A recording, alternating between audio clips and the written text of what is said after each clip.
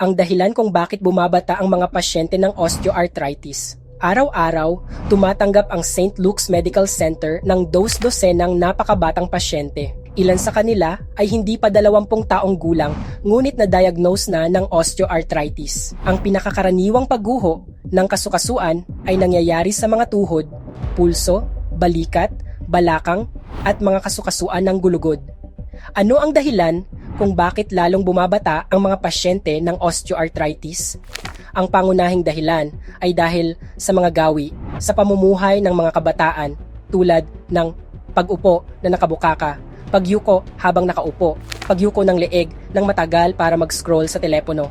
Ang mga paulit-ulit na aksyon na ito ay maaaring magdulot ng paglala ng gulugod at cervical vertebrae.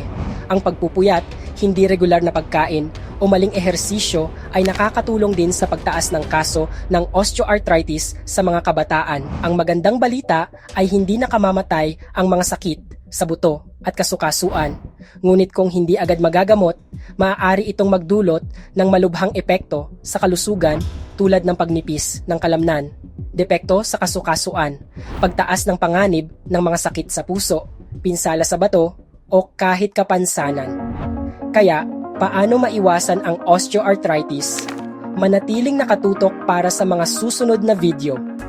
Huwag kalimutang i-like, ibahagi at i-follow ang NTL Pharmaceuticals para makapag-update ng higit pang kaalaman sa kalusugan.